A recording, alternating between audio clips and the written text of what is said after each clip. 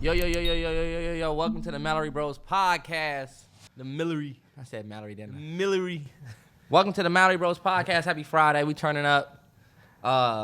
If you're watching this or you listen to this, I know. Oh, I'm sorry. If you're listening, we started with the Kobe. Believe it or not, when we're recording this, it's Mama Day, 8/24. R.I.P. Kobe Bryant.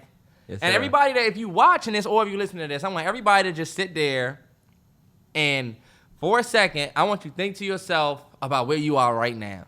You know what I'm saying? We're not going to get like mad deep on nothing like that. There you go. But just think about where you are right now. You saving money. You in the middle of jobs. You trying to get to where you going. Mm-hmm. If you heard what Kobe said in the beginning, this is the journey. I mean, this is the championship right here. You know what I'm saying? You know what I thought about?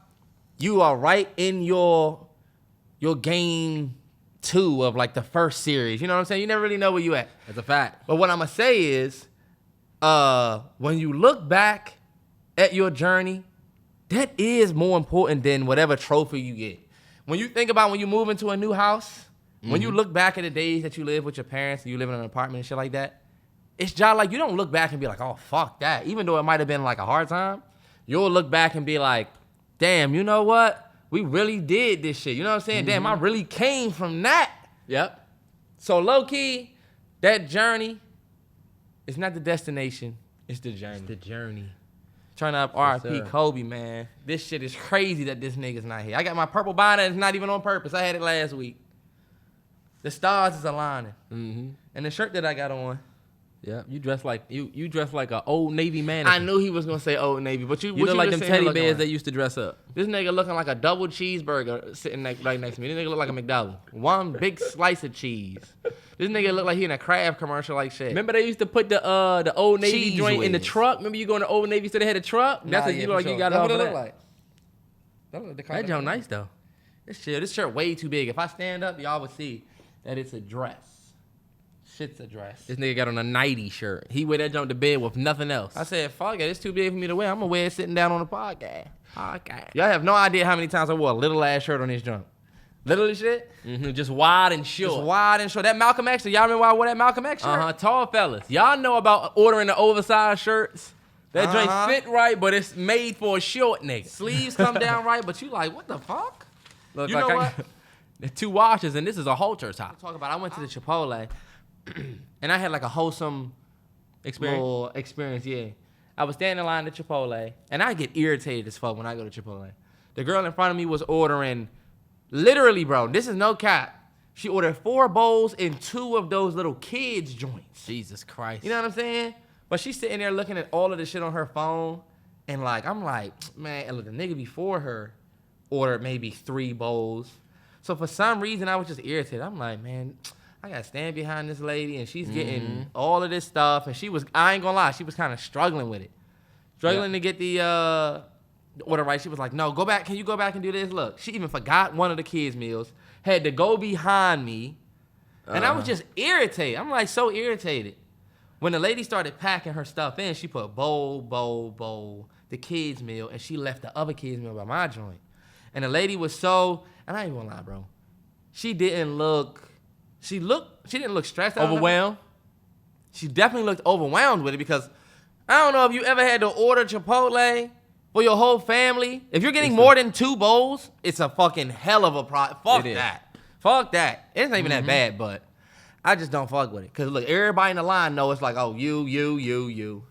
But basically she put all of the bowls in and she basically forgot one. And the lady had her card out. She was paying. Like, the lady hair was all over the place. Kinda. You know what I'm saying? She looked like she just didn't really want to even be in that junk. Crocs. But I'm like, man, I'm sorry. Once she went to pay, I told the lady, I said, hey, believe it or not, this one is hers too, this kid's meal. And she said, okay. The lady looked at me and said, oh, thanks a lot. My son would have been upset if I would have forgot that. And like, the way she looked at me, she was like, nice as shit. She hadn't said nothing to me the whole time in the line, but when she looked at me, she was nice as shit. I said, wow, all right, bet. Then I said, okay. So they took a minute to pack up all of her stuff. So I go over to she was packing her stuff up. I paid for mine. I just got my regular joint. I go over to the little the napkins and the drink joint. Shit. They don't have any forks. You know what I'm saying? Yeah. So I just got a spoon and was like, all right, whatever. She came over to the forks and was like, there ain't no forks. And she was like, I'm going to go ask them for some. I didn't think nothing of it. I just walked out of that joint. I walked out. I parked on the other side, you know what I'm saying, of the little joint. So I had to walk through. I walked past this car. It's this dude sitting in the car with the windows down. Like this big-ass Suburban. The dude said, hey, bro, those the Air Max, Air Max. And I said, they're the Air Max 90s. So I just had these Air Max 90s. I believe me, I vlogged some shit, too. Mm-hmm. But I said, yeah, these the all-white joints. I said, but they not, and you know how I'm a talkative-ass motherfucker. Talkative-ass person. Try to stop cursing. I'm going to tell about this story. I said, these not the advanced joints. I said, they got some better ones out there. These ones only cost $130 on Nike. He was like, oh, I bet. This nigga just sitting in the car cooling. Mm-hmm. I get in my car, close my door. I see the lady coming out of the joint, and she gets in the Suburban. Uh-huh. And I said, this motherfucker got his wife in the fucking Chipotle. And maybe this wasn't a crazy story. I thought you said it was wholesome. Well, this is what I felt like. He got his wife in this store getting all of this food by herself. You know what I'm saying? Uh-huh. This nigga just sitting out there, even free to ask me what shoes I had on. She going through a whole bunch in there. And all I was thinking about is like, damn, I was y'all like hating on this lady for real. You know what I mean? I was like, man, fuck this lady. In my head, you know what I'm saying? I'm like, man, I'm getting all these fucking bowls, man. See this, that shit? Or whatever. I'm thinking in my head, I'm getting ready to tweet, mother. I hate being out behind people.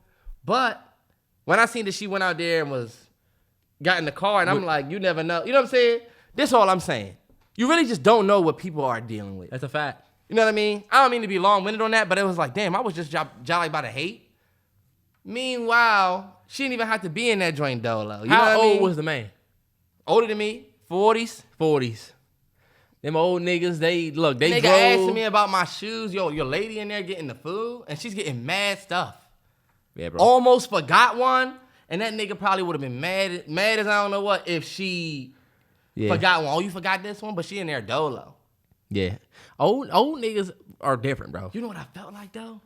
I felt like... I thought you was going to say she forgot a bowl and I paid for one. Nah. Because I felt bad. You told all of that to say you saw a woman in there ordering bowls that you was irritated by, and then you realized she was with a nigga that wasn't ordering. So I guess you didn't feel bad. Nah, she's with an ain't shit nigga. So I'm like, you know what? I'm glad I wasn't hating on her. How is he ain't shit? You got your fucking lady in there getting 6 bowls while you sitting in the fucking car asking niggas about their shoes? But like you said, you never know what people going through. What if he was on the phone with, somebody or important phone call? She just ran in to get the bowls. See, because what we like to do is we like to shit on brothers real quick, and we can talk about it today. But you don't know what that brother was doing. He might have had a phone call and think out the phone. Now look, you making him ain't shit on your fucking big ass platform. The way his lady looked in that Chipotle, Any of us would have looked that way trying to order 7 bowls. Nah, see, fuck that. So what was he supposed to do? Go in there, you order 3 bowls, I order 4. There's not no situation where we at the Chipotle, you going in there getting 6 bowls. This just me, maybe. What phone call are you taking? Terrance. You're sitting in this Suburban. What phone call are you taking where you can't go? But look, I get it. I get what you're saying. Nah, you don't get it. I'm not trying to shit on them. All I'm thinking about is like, yo, you just don't look good. You're right. We don't know your situation, but the situation just don't look good. That's right. But apply that same grace that you gave her because you don't know what's going on to that brother because you don't know what happened. This nigga's asking me about my shoes, Terrell. Obviously, he's not on the phone. He wasn't on the phone, but Terrell. You don't know what happened when they pulled up to that Chipotle. You know what I'm saying? You don't know what he is for that. She could be getting bowls for all their kids that he, You know what I'm saying? The man might have had a phone call. Could have been his mother. She like, you go ahead and talk to mom-in-law. I'm about to go in here and get these bowls. You making it seem like she had to go in there and do fucking jumping jacks. When you see the way she was stressing in that line, I had to go behind me. Sorry. This is just a fuckboy ass situation. You should not be in this joint dolo. And your husband sitting outside asking niggas about their shoes? It looks bad. You know what I thought about? I said, damn, you know what? If I was this single strapped up, I could, you know what I'm saying? You ever seen Temptation? She was 40 years old. Who give a damn? All I'm gonna say is, you know what I'm saying? You seen Temptation. What you won't do, another nigga will. And I would never have you out this joint. Because I'm outside on the phone with my mom. Yep, you lose your shorty that way.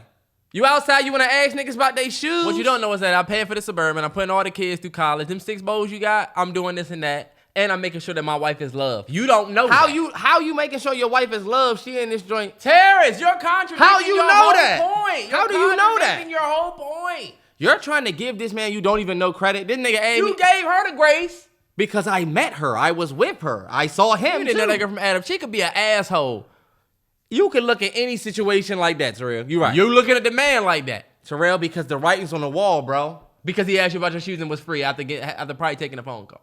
When I tell you this man did not look fresh off a phone call, nor did he look like he was about any importance. What does fresh off a call look like? This nigga might have had on. Terrell, you try. I get it. I'm just saying. They're not getting. She's not going and back and getting in a Tesla.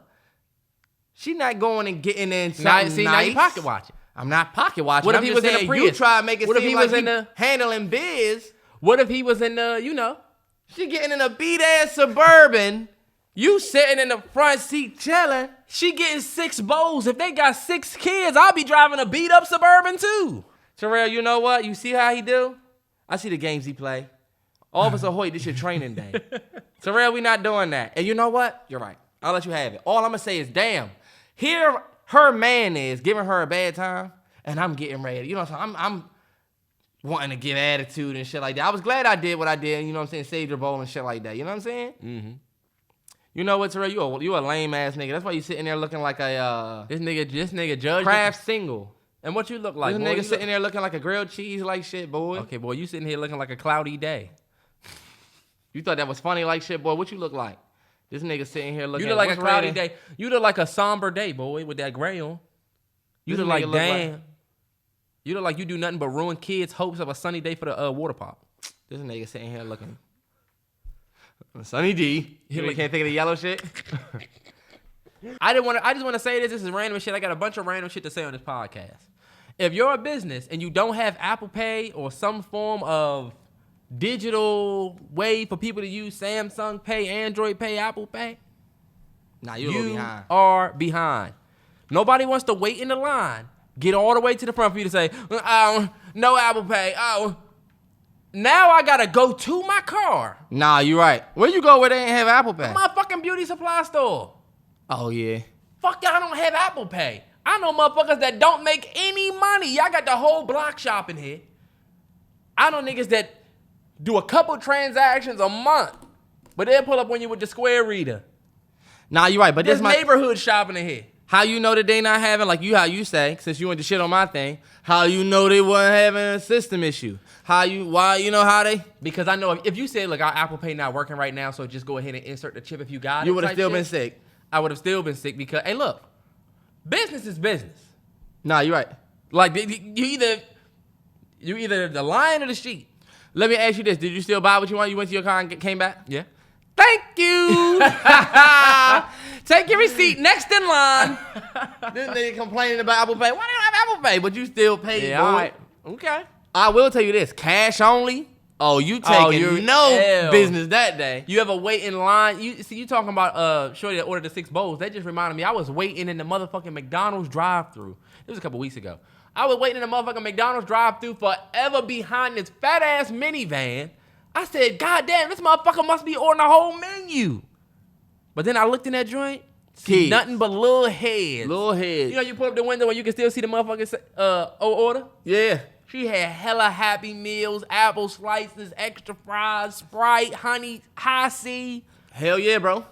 And you see, that's why I said, like, yo, anybody telling you to go to Chipotle and getting 6+ bowls, 4 bowls. Ridiculous. Who's the 4 adults eating these bowls? Like, you want to talk about he probably got 6 kids. Who are the 4 big-ass kids that's getting the same bowls as we? Facts. That's a mission right there. Terrance, mom will tell you that remember when she said y'all got to an age where y'all was not eating kids' meals no more. Nah, I get get it. Fast. I mean, when I used to work, I used to go on a silent lunch. I used to just be coming back from lunch. Yeah, I'm back. Where did you go? I went to Chick-fil-A. You should have told us. We would have told you what we wanted. I don't know what the fuck y'all think this is. Yeah, no. I'm not getting y'all nothing. I want to eat in my car. I don't want to have to bring your meal back, give you a fry, give you your shit, and then when niggas don't get their shit. And then look, you on your way back to the hub and look, the customer like, look. Can I help? Can I question? help me? Do you not see my food, man? Those people, I got all respect for the people who will be like, look, I'm sorry, I'm on break. Keep walking. Yeah, I'm on break. I'm on lunch. But yeah, funny as shit. People that stand in the middle of the store and be like, Anybody to help?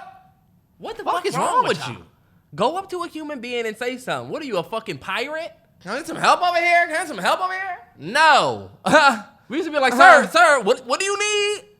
Right this way. Calm down. People used to do that. I used to say 1 second, and I'm gonna go just find anybody else that needs help before you. Sir, Who do you think you are? Did you need? Or when somebody look, do the finger to you. Finger joint. I'm just like the Will Smith pick. Who ain't talking to? Not me. I'm not into that shit. Fucking retail woes, dog. Hey, that shit teach you patience. Nah, 100. Because look, you gotta go up to that motherfucker. And then look, when you get over there, they want to say, "We've been trying to get out. What do you been here for need? 5 minutes. I used to hate when motherfuckers used to lie. We open at 10. It'd be like 10:07. They'd be like, I've been waiting up here 30 minutes. It's like, motherfucker, we just opened 7 fucking minutes ago. What the fuck do you want over here in this fucking radio section that nobody shops? What do you want? Look, then they want something random? We don't have it. Fuck yeah, out you here. be real militant with it. The red one is this one, and the blue one is that one. It says on the pocket. Did you read? If you read, you wouldn't even have needed it because you would have. And then, you know, there always be some stupid shit like, how much is this? It's $2.49. $2.49. It's not on sale. I don't see a sale sign on it. Can I get some help over here? Hey, look. I saw an article online, and it's random. Penis enlargements. Oh, yeah? Ladies, we next. For the BBLs? They said that men, over 1.3 million cosmetic procedures have been done on men since 2018. Men are dead ass getting enlargements. So I was going to ask you, a BBL don't cost $60,000 like you think. It don't. They said cosmetic surgery for real, for a BBL might cost between like $5,500 and $8,500. Those are not good BBLs. Well, you don't look. A good BBL costs you between 12, 13 to 15K. I'm not. I don't know the dude's name. I'm not him. So you're right. Go ahead and get a $5,000 BBL if you want. Come back to this thing looking just like the motherfucking Bug's Life. That's what I'm saying. Chunky. But I know you're not getting ready to ask if me. You knew you could get with the best surgeon rail, would you get the enlargement? I don't need it. Let's not be cocky and confident. And answer the question truthfully. I don't need it. Honestly, I don't need it. If it ain't broke, don't fix it. Nah, you're right. And I would be too afraid of the defects. Like, we've seen the defects with BBL. You know what I'm saying? Yeah, you walk around this joint with the inchworm dick. You walk around this joint with your shit looking like, you know what I'm saying? Well, what I tried to do is I tried to get my shit larger. Or you can't feel anything. This is my thing. Question was this. What is to be gained? Now, we know, for my fellas who might not feel like they whatever, they might feel like they need a little, you know what I'm saying? They might have a 6-inch sandwich. They might have wanted to have a Subway footlong Italian herbs and cheeses. Yep. If you want that, black folks love Italian herbs and cheeses bread. Y'all unhealthy motherfuckers. Go ahead. Subway bread. Go ahead. I want to step with your point. You might feel like you want that, but my thing is this. Like, how do you, for a woman, it's easier to explain a BBL.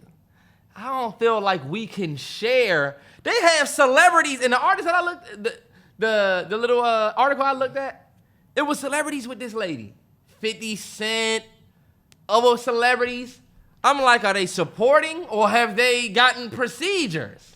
Oh, well. And look, I don't give a fuck. All I'm saying is, as a man, I don't think we can confidently say, yeah, you know, my shit was little, so I just wanted to get my shit larger, so I got some cosmetic surgery. They probably would. We would just never say. We probably wouldn't even share that. But the difference is the ladies are different because you get to see them walking around with their body one way, and then visually you can see a difference. Men, we got pants on, so nobody's gonna know. You know what I'm saying? They said it's been a 29% increase in men getting cosmetic surgery since 2000. So, ending this point, this world is becoming fake as shit. From the fake asses to fake titties. Now we can fake it. Mm-hmm. Niggas have you heard about niggas getting the height change? They'll slice your shin right here and down here, pull your leg down, stretch the skin of your leg, and add in a splint to make you taller. You can go from being 5'7" to 6'3". That's an crazy height increase. Yeah. What happened when we've known you your whole life? I just got her growth spurt. You buy your cousin a shirt for Christmas and you like, what the hell? I thought this. This motherfucker don't wear a medium no more. But that's the thing, you wear this shit because you still got the same size torso. You gonna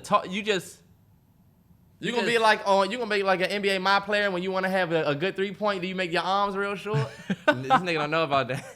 That sound like some bullshit.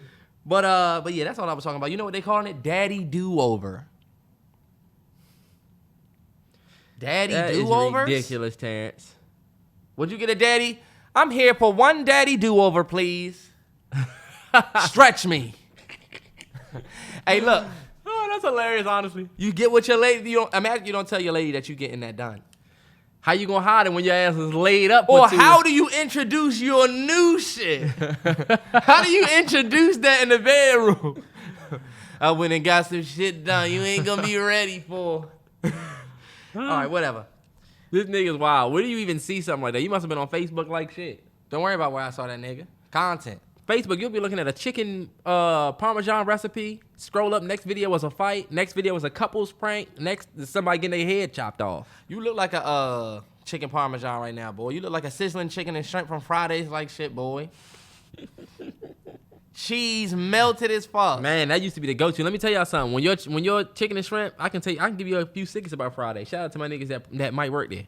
When that sizzling chicken and shrimp come out and it ain't sizzling and you say, I need this to be, it says sizzling. It's not. They take it to the back, put an extra piece of cheese on there, re-sizzle that motherfucker and send it right back out. And you know what? Bro, I've had some crazy restaurant stories. It was the point where this lady said, I didn't want bell peppers. And the dude was like, she's not allergic to them. She just didn't want them. He didn't want to wait because he had already had everybody food. Yeah. And his fourth person, pasta he fucked up.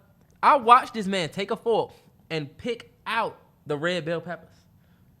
Went through the whole pasta, picked it out, re-shook it, re-added the Parmesan on top so it looked fresh, added some parsley, took that motherfucker back out there.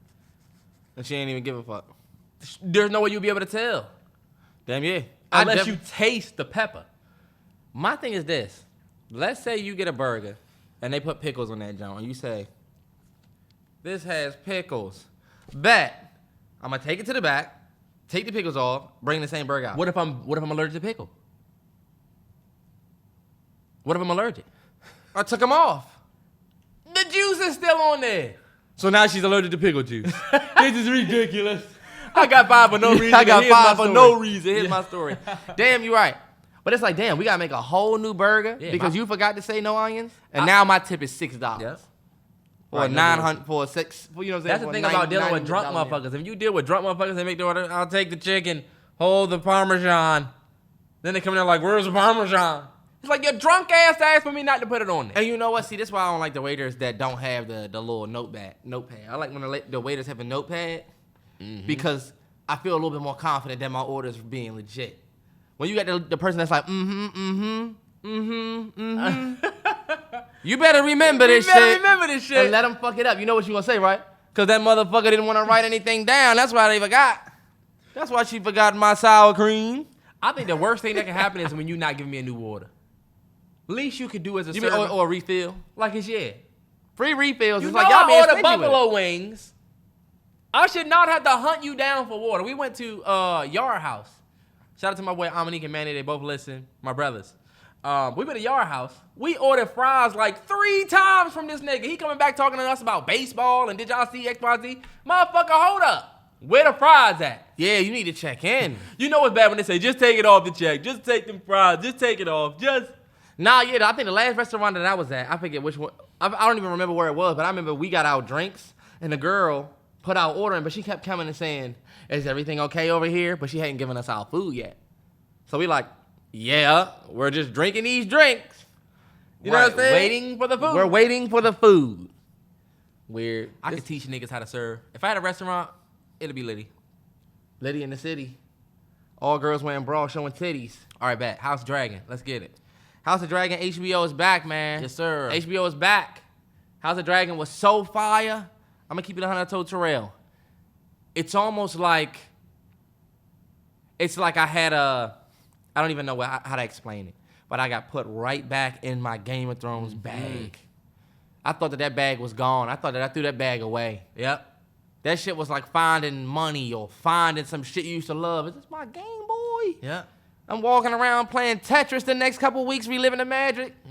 That's what that shit felt like, man. That shit was so fire. It's incredible. I think, shattered all records. Literally the biggest premiere of 2022. All that. And this is my thing, too, about that. So many people was like, man, fuck that. I'm not watching that bullshit. Me? Man, fuck it. I'm not watching the prequel. We remember y'all. Me?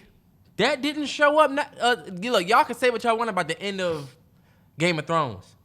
Broke motherfucking records this time around. First of all, they smoked their last record that got beat by Euphoria this year. Yep. And they got they got the biggest premiere of this year. It's like, oh yeah, motherfuckers showed up. 100. They had 10 million viewers for the premiere. It's the most watched HBO premiere in history. They just beat the Euphoria, broke that record last year. Yep. Or maybe early this year. Earlier this year. Yeah, 2022. Euphoria broke that record and they went ahead and smacked it back. And I'm going to keep it 100, y'all. We said we weren't excited for House of Dragon, Terrell, when... This is before the trailer came out. This is when they announced that they doing it. We was like, fuck a prequel. We don't want to see that shit. You remember when they said they had a prequel that was coming out that was based on with...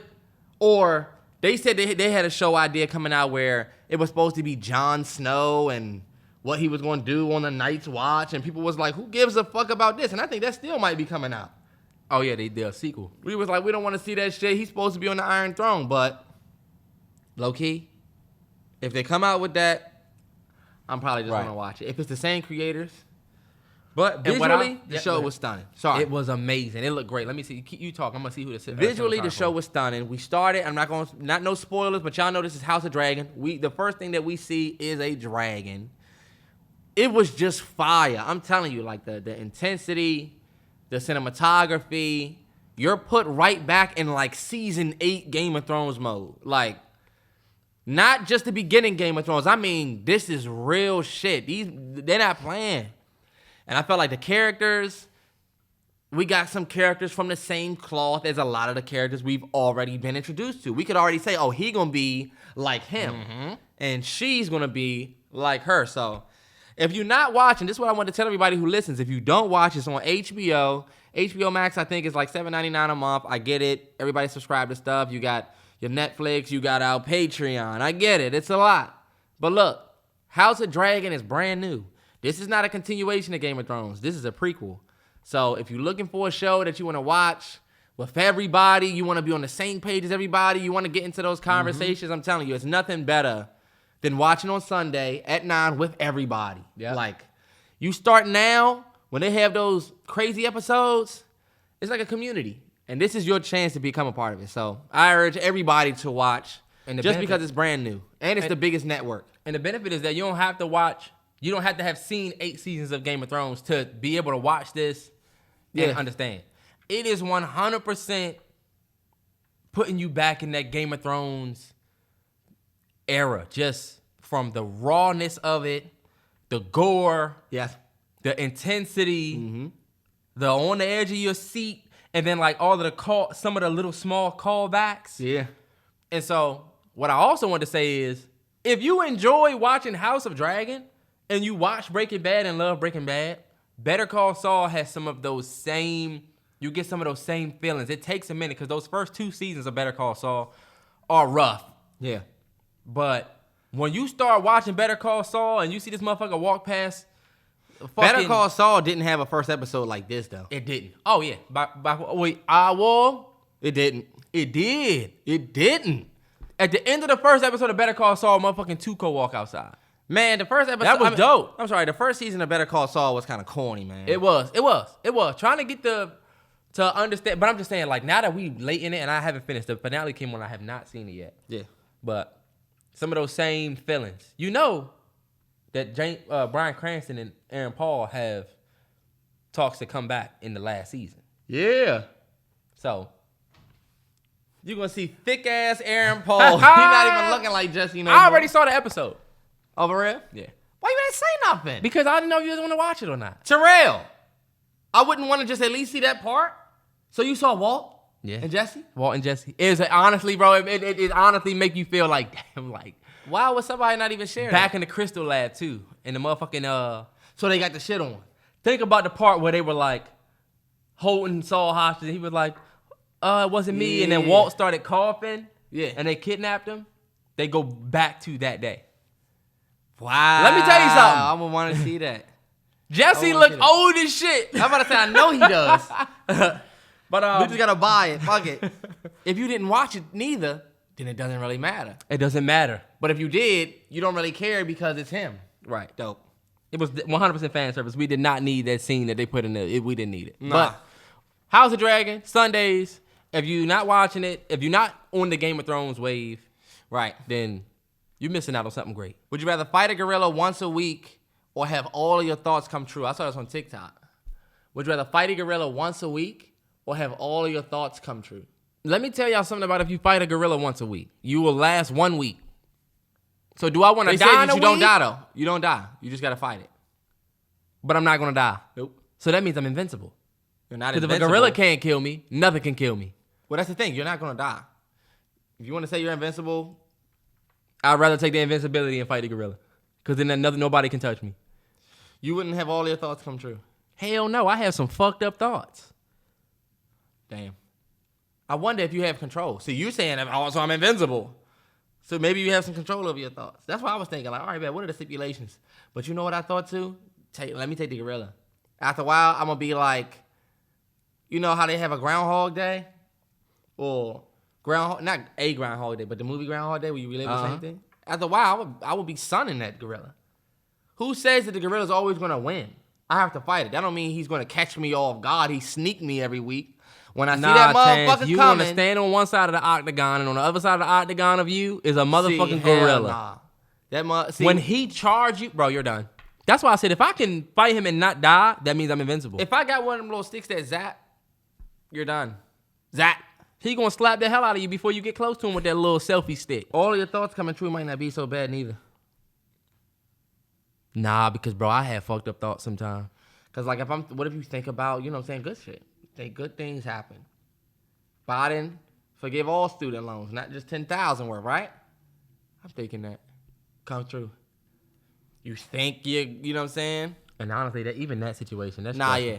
With much power comes much responsibility. Damn, fuck that. I don't even know why I said that. Speaking of Biden with the whole student loans thing, Yeah. that is just a reminder for everybody to not get a private lender and just get federal if you can. It sucks if you don't because guess what? My black ass has Sally Mae. And if you have Who's Sally private? Mae, you're screwed. If you have Sally Mae, all this 10,000 such and such relief, those are for federal loans. Also, guess what? It's funny because I was talking to my girl. She was like, are you ready to start paying your loan back and start paying that big chunk of money every month again? I said, what are you talking about? She was like, student loan forgiveness is getting ready to be over.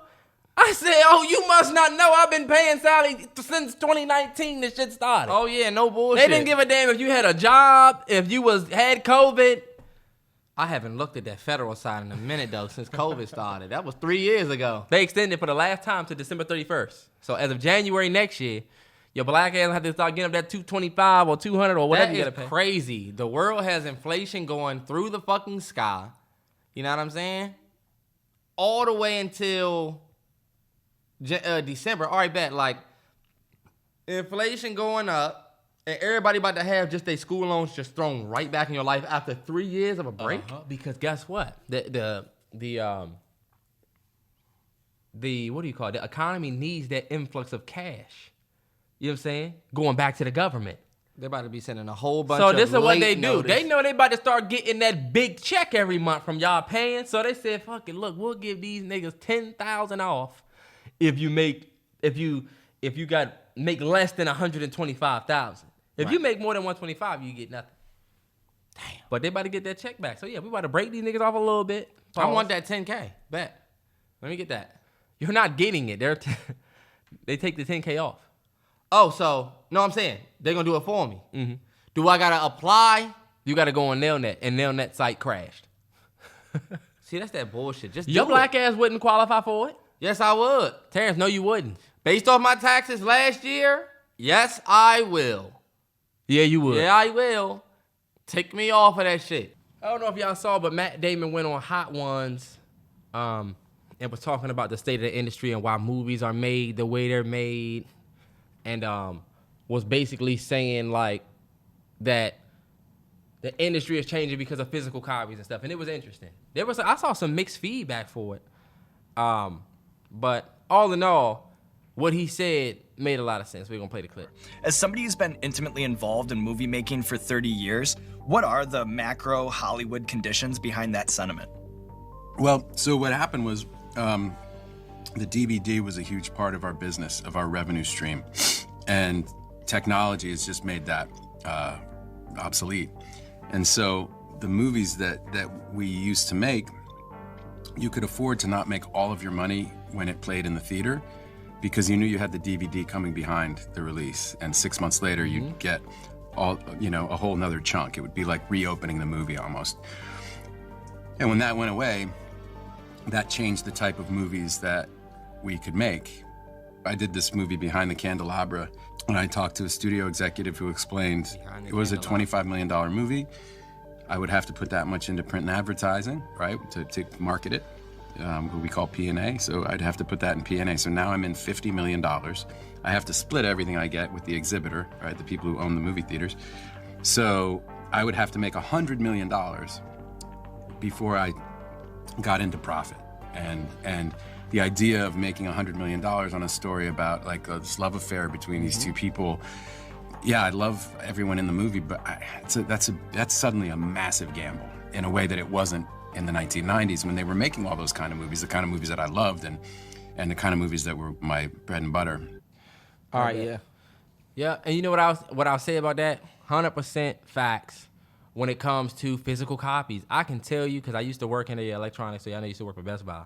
When we would do new releases for films, we would do about, on that opening day for the film, or on that opening day for the Blu-ray launch, and especially when we had Blu-ray, DVD, and 4K, and then we had Steelbook, we would do $6,000, $7,000 to $10,000. Let's say we did 10. Some movies we would do $10,000 in movies that day from people coming in. I remember so many people coming and getting them DVDs. Yeah. Even if it was 4,000, when we have 1,000. If we got 1,000 stores, and these are just Best Buys. Yeah. If all of those stores are doing 4,000, over just those 1,000 stores from that company, that's an extra $4 million to what you made. And if you're doing 10, if it's the Marvel films now, or even like the QT joints used to do numbers. Nah, yeah, them Blu-ray 4K joints used to be like $39.99. Yeah. You know what I'm saying? So once you add up the Target sales, Walmart sales, FYE, wherever you can get a movie, all those places, you're making an extra like $20-30 million. Black Friday deals where you still can run it back for your movie. Yeah. Oh yeah, you're just gonna keep making money throughout the year. The shit that threw me is him talking about like certain payments that he had to make. Like, I gotta pay this person $50. I gotta pay $50 for this. So that's already $100 up. And I gotta try to get that back, and they're not gonna trust me to take that to the theaters. Yep. Because not a lot of people are going to the theaters to see, like he said, the smaller movies. They'll make the big boys, and they probably don't have no problem getting people to go see Doctor Strange. They don't probably got no problem seeing people going to see the Thors and the Spider-Mans, but you gonna turn a profit from the seats alone. Nah, yeah. I thought that was crazy. I feel like a lot of people were saying that the same goes for the music business with CDs, where streaming has become more of I felt like streaming changed the game, though. Well, a lot of people who were saying, oh, it's the same for the music business. You think it changed the game for us as consumers, or do you think it changed the game for... Because I think it changed the game for the better for us as consumers, but it didn't change the game for the better for artists, because people have always talked about how much a stream is worth. You gotta play a song like 1,000 and whatever times for it to count as one sale versus... I think if you own your masters, though, you have more of an opportunity for long-term, Yeah. you know what I'm saying, gain from that versus a CD. You know what I'm saying? If you own your masters, even if people are playing your song, look at that lady who did Kate Bush. You know, where everybody's streaming her songs. It's not like people went out and bought those CDs because they went and saw Stranger Things. Now, you know, they streamed her music, and she's getting some dough from that. Yeah, but Terrance, I want you to imagine because think about it. If you got to get 1,000 plays for it to count as a sale, and that joint is doing numbers, it's at the whatever, it's got whatever units this week. Yeah. Because everybody has Apple Music, whatever. Imagine if there's no streaming service, there is no Apple Music, all the music you get is just like back in the day we had to buy CDs. Yeah. But imagine Stranger Things comes out, and that song is on there, and Kate Bush re-releases her CD, and now she's getting paid off the Stranger Things soundtrack that you buy in store from that song based on units sold. If that was the only way we can get music, I feel like it would be even more lucrative because they wouldn't have to buy 1,000 copies for it to equal one sale. But see, every one of them, she's gonna get a lot of money in this time. But see, I disagree. But you are right because you know what? I think people are gonna be watching Stranger Things for the next 10 years, next 10, 15 years. Nah, you're right. And everybody's gonna learn to say, you know what? I love this track. Look at me. I have a Pulp Fiction soundtrack that I was just gifted. You know, I love that music from that movie. Somebody could watch that movie for the first time and say, yo, I love this music. And they could go and stream it, you know? And you know what? You do get paid per stream when you stream it. So if I bought the Kate Bush album, I pay once, and now I have this whole. You won't know how many times I played it. And people would be like, well, you're paying $12.99 for that CD, but like, how much is she really getting from a $12.99 sale? They had to package it, somebody had to ship it, sell it. Yeah, but you know, Best Buy gonna get a cut. But Terrance, this person gets a cut, but how much of that 12 do they see? I wonder.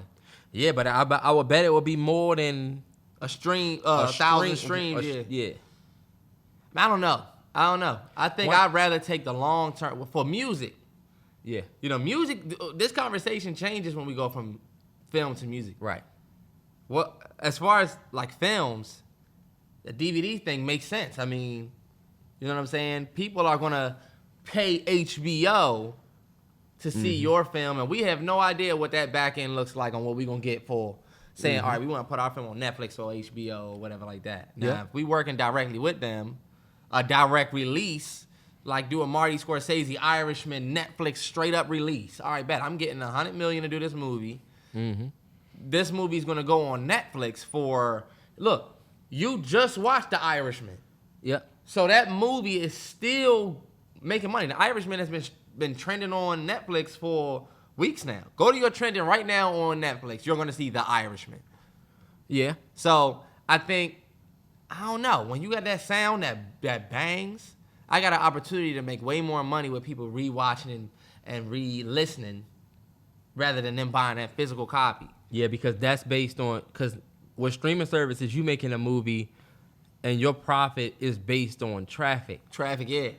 New accounts, traffic. People watched. Reactivations and shit like that. You know what I'm saying? And so I think it's easier for somebody like Marty, though. So when you think about that film, that the small guy that probably has a dope-ass story about the guy and the girl and its niche, and it's, let's say, like a Fruitvale Station type. Yeah. It'll be harder to get that funded. It's going to be harder for them to get it done because of what they got up front. Yeah. It's like, damn, I'm about to put myself in a big-ass hole and not be able to get out of it because are people going to flood the theaters for this? Right. Like you got, what's his name? Ridley Scott with The Last Duel. Yeah. You know? He had stars in it, too. He had stars in it, too. I mean, think that speaks to, in my belief, I think if you make a movie that people want to see, they're going to go out and see it. I think, like we were talking about Tyler Perry's new movie, A Jazz Man's Blues.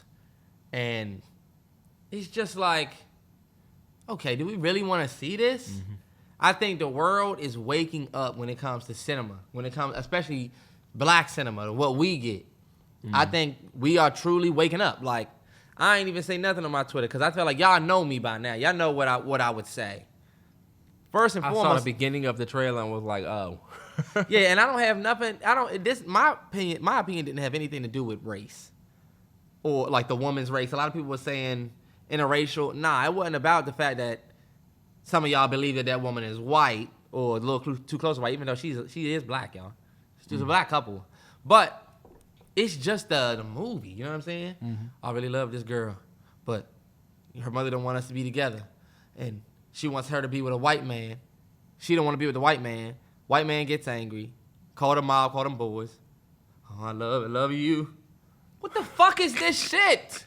Old ass cars, old ass sceneries. They out there on slave plantation shacks. Yeah, they living in fucking. What is this? Who wants to see this shit? Like, what in the Huckleberry Finn is this? That's my thing. My thing is like, yo, TP, we've seen you put out those big movies. You know what I'm saying? And you don't have to worry about what Matt Damon talking about. You don't have to worry about what Matt talking about. I sit at the table different if I'm Tyler Perry. And Tyler Perry, I got my own studio. I can afford to pay everybody. You know what I'm saying? But Tyler Perry is doing everything on his own. He had a clip that was out where he was talking to either Charlemagne or somebody he was talking to. I should play it because I like disagree with what he said. Like, I'm going to play it because I got it right here. I hope it's really right there. It's in my likes for real. Because if it's not there and I got to look for it, you'll wait. When I think about Tyler Perry, because this is Terrance is famous for saying, I got it right here. Now we sitting here watching him. We can play this. All right, bet. Don't know. The budgets for my shows are really, really low.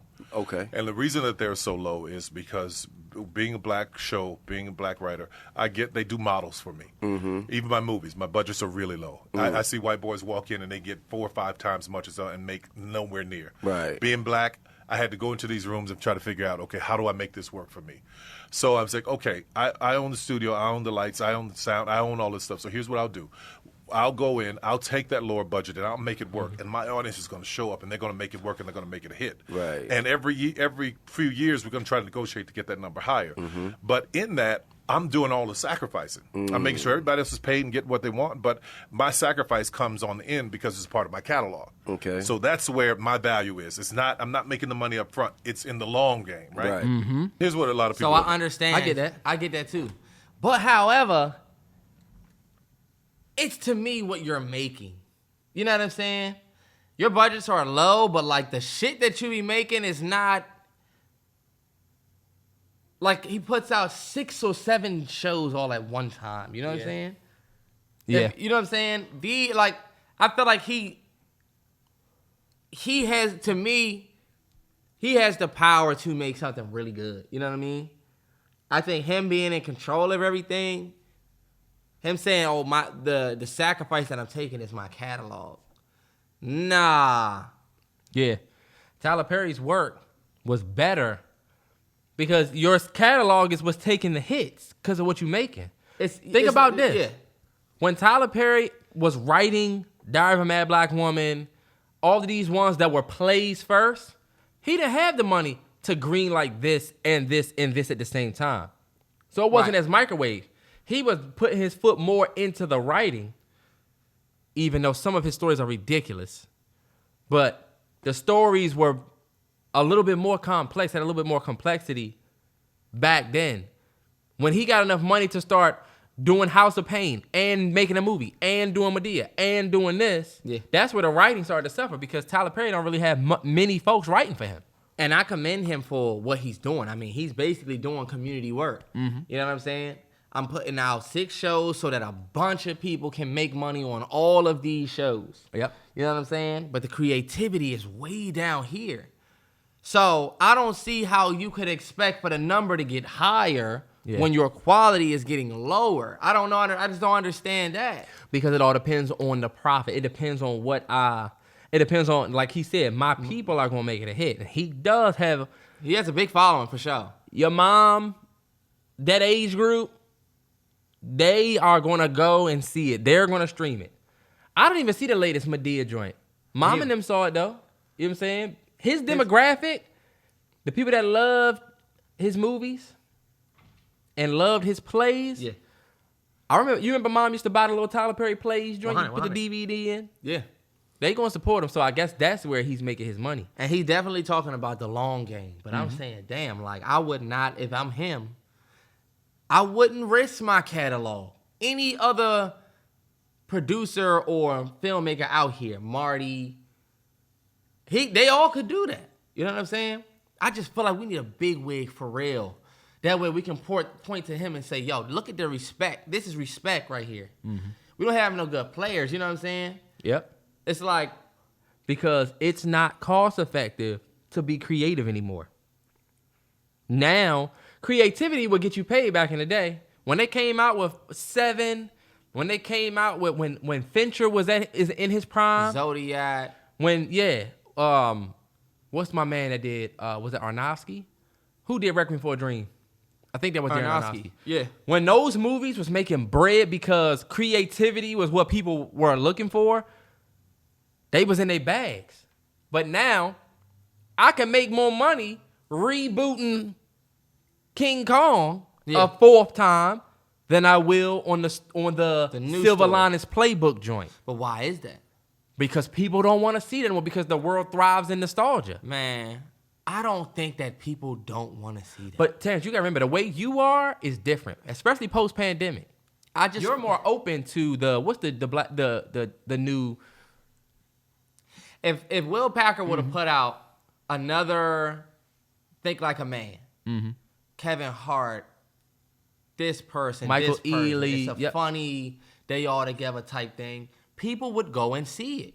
But you wouldn't want that because you would feel like, oh, here he go rebooting this or redoing this because that's how we feel about but Best that's Man. my thing. I don't think that it should be Think Like a Man 3. I think if you put a new idea out, even with that same cast, let's say scrap Best Man 3, and you still have the same cast. Taye Diggs, Morris Chestnut, and Terrence Howard, they do like a Hangover type film. I think movies like that would make money. That would get people back in the theaters. I don't think that we would say, nah, fuck that. I don't want to go see that. Like, I feel like we really don't. What's the last big black movie we all said, you know what? Let's go to the movie theaters and see that. It was Black Panther. You know what it is? You're right. We're not going to see stories anymore. We're going to be shocked. We're going to be scared. We're going to see Big Bright. Halloween Kills. Yeah, like Nope was one of the first movies that people went to the movies to see because it was this original story. But even that kind of played on the Jaws effect. They called it a horror all the way up until it came out. They said that Jordan Peele was the horror king, but then Jordan Peele came back and dialed that back and was like, well, it's not really a horror. It's more of Like a thriller. a thriller. But you know what I'm saying? They rode that, oh, this is like a Jaws. Even the trailer with them looking up, them looking up being scared. We thought we was going to see some crazy shit. So that's how they got us. I feel like they baited us into the seats that way. Not saying that Nope was bad, but I see the play. Yeah. And now it seems like we don't have that many movies with the big stars that are like, you know what I'm saying? Right. The regular story. So that's why I think Tyler Perry, you got the connections. You got the connections to say, yo, my next movie I'm going to do with Denzel. Next movie I'm going to do with this person. Tyler Perry was in Don't Look Up with Leo. And I feel like if you... I can't tell somebody how to do their job. Not for real. But I just feel like him saying, well, I'm just going to put all of this stuff out and make sure all of these people are getting paid. You know what I'm saying? We as your viewer, we looking at it like, man, like this shit is, these motherfuckers, wigs everywhere. The wigs look crazy. Yep. Fall from grace. Some of these ridiculous stories that we see, it's so bottom barrel. I'm feeling like, how can you ever get any respect when you go and ask, okay, yeah, this made the money it was supposed to based on this budget. And yada, yada. I don't see how they look at I feel like people look at your work. They're not going to, I don't think they're looking at numbers, but I don't know. Me, you got to remember what we as a people look at the work. The industry, the entire entertainment industry thrives in numbers and nostalgia. And so that on top of people not being what Matt Damon is saying, going back to what Matt Damon is saying, the original scripts, they're not as common. If somebody has a new Insecure, it's gonna be way tougher for them to get a greenlit today versus when Issa did it years ago. Yeah, you're right. Because now, like you said, like there's just people just want to see the thrill. People want to get. They're only going to the theater. Come on, babe, let's go to the movie because we're gonna go see that new Orphan joint. Like me and my girl supposed to be going to see an Orphan. I want to see Orphan only too. because think about it. We saw the first one and now We kind of know what to expect. kind of know what we gonna get, or we're gonna be scared. That's why people went to go see some of these other scary movies. But you see, I don't think that they aren't making the movies that Matt Damon was talking about. I've seen plenty of movies coming out. Tyler Perry, your newest movie is exactly what Matt Damon is talking about. The love stories that we used to see growing up. It's just like, Yeah, it's doable. you got him and then this girl, and it's set in the 19. It's like more so than I'll say that people won't fund it or people won't go see it. I just think the ideas are so. Well, what do you think about Matt Damon? Because Matt Damon, millionaire, successful director, writer. I think The Martian was not The Martian. Was it The Martian? Mm-hmm. His last like written joint, I think. I don't remember if he Ridley wrote Scott. that or not. That was Ridley Scott. But Matt Damon, if anybody can get something greenlit, it should be Matt Damon. So if he's saying that it's tough and he got to pay this person, pay that person, you imagine see, somebody I'm like thinking- you Yeah. trying to do that. See, my thing is we don't have that. I'm not even speaking for me because I don't really think I'm shit. You know what I'm saying? I'm not Well, shit. look, not even saying you shit, but like somebody who has a great idea but don't have the money to I do just it. think the film industry doesn't have any youth. So I think the old heads are taking ideas up there and it's like, no. No, Where where is the youth? We got David O. Russell, like you said, Matt Damon. When you look at the playing field, a lot of the big dogs are like old motherfuckers. Mm-hmm. And it's like, I think we need to give, maybe what I'll say, we need to give the youth more money so that they can make bigger movies because I think the old heads are elling themselves out. Ridley Scott, the last dude, that joint did like, what? It didn't do 10 well. million on like a But 90 million budget? It's because the audience he making that for don't go to the movies no more. Nobody wants to see that. I'm not even gonna say that. There's nobody wanting to see But it. Terrance, Ridley Scott's age group is getting old now. The people that love Alien and love Blade Runner, Yeah. post-pandemic, they not going to the theaters. And that's what I'm saying. Dad, That's now? why I said I think movies are just people want to see a different movie. Jordan Peele got people in them seats because you put Daniel Kaluuya, you know what I'm saying? Popular actor, Keke Palmer, you put them in a movie together. Fuck what it's about, for real, for real. It was different, and we enjoyed saying, you know what, I'm gonna go see that new Keke Palmer, Daniel Kaluuya movie. Oh, when they scared of something, we didn't even know what it was. Just the idea of a new idea. I feel like Jordan Peele, low-key, is proving that, yo, we could get back to the shits. If I got two main characters and a dope story, I feel like it would work. Yeah, but what I think too is you gotta be able to pique the interest of 18 to 30 because those are the ones that really drove the audience for note. Couples, kids, teens, high teens that aren't afraid to go back to the theater. That's why that worked. Last Duel didn't work because guess what? We don't want to see that shit. Nobody wanted to go to the theater and watch that shit. Nobody wanted to go see it. We Drop would that rather shit on Netflix. Yeah, Right. we'll watch it on there. I'd rather wait for it to come out.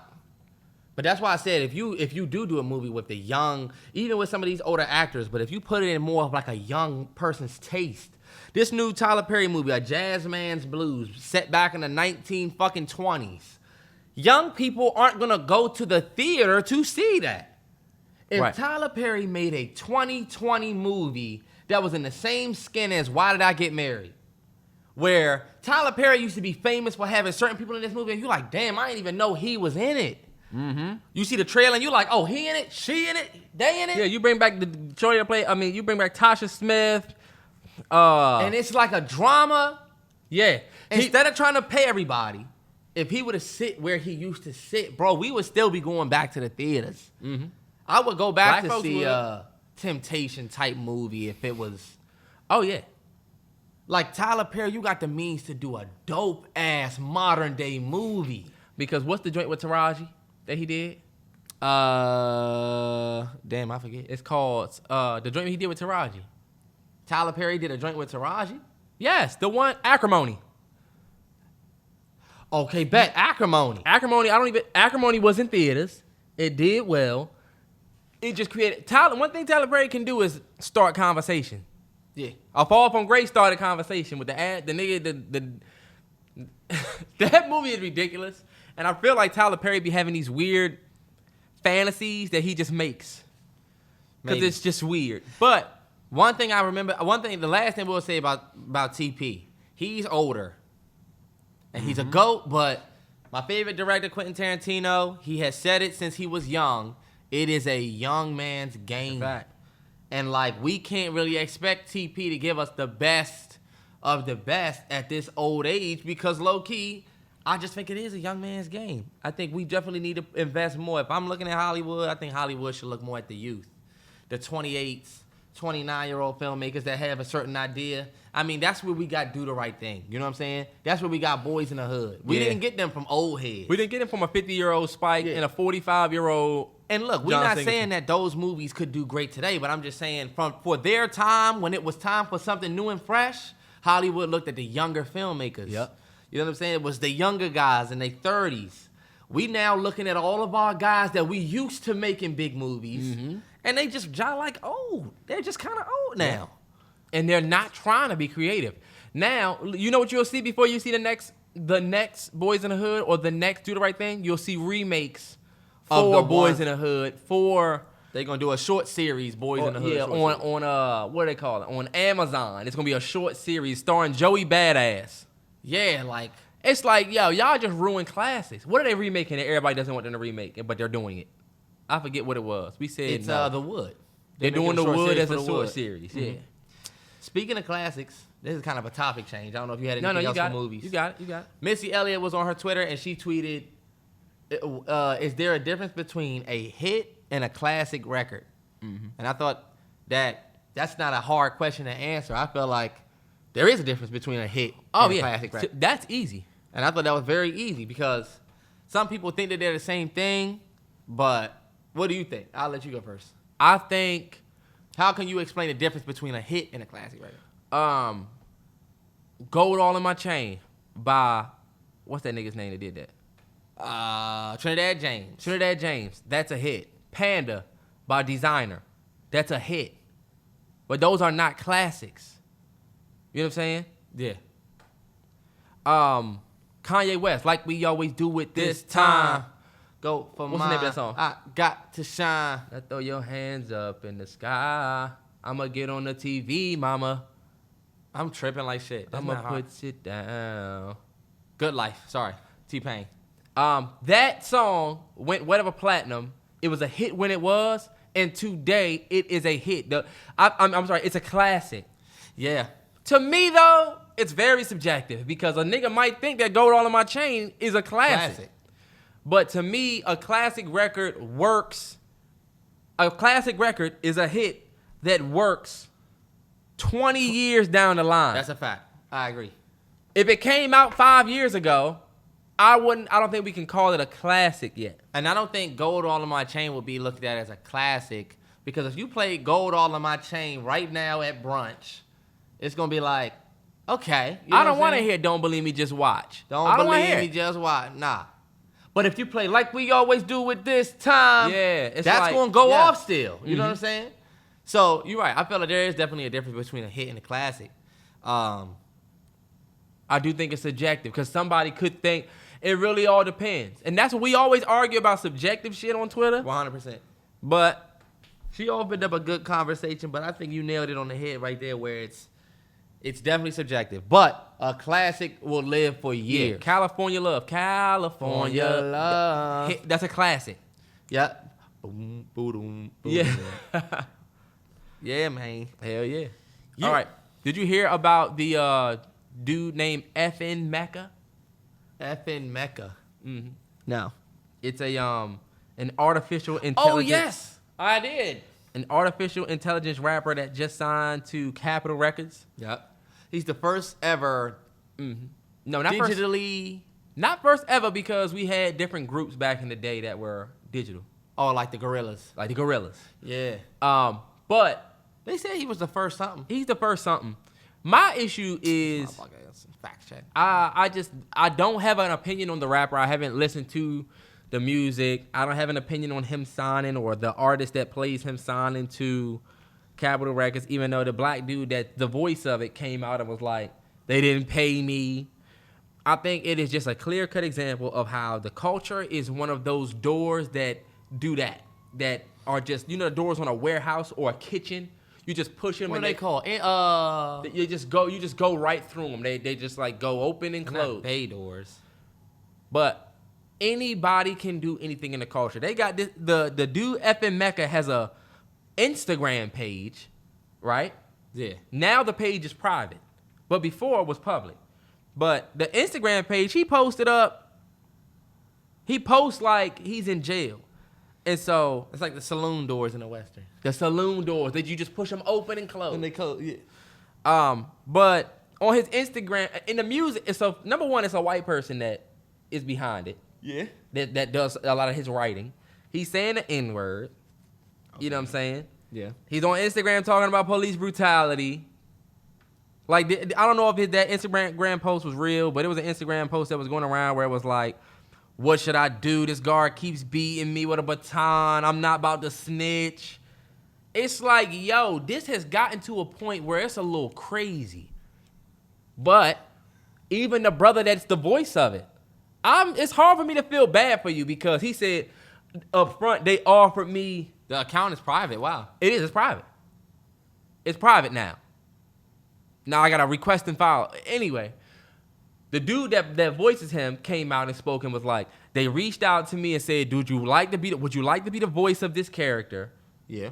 They said they was going to give me equity. They said they was going to give me this contract, this money. Yeah. And I haven't heard from them. They haven't paid me a dime. It's like, I just feel like we should gatekeep the culture a little more than we do. Nah, yeah. Think about it.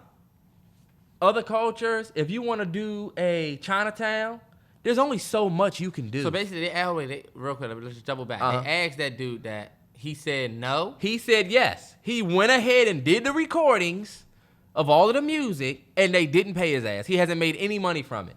Wow. So my thing is like, how did you get to the point where you done did all of this shit before, you done recorded everything, and you didn't have no contract or nothing? You just did it? How do they go and make music more? How do they make more music if he's not? I don't know.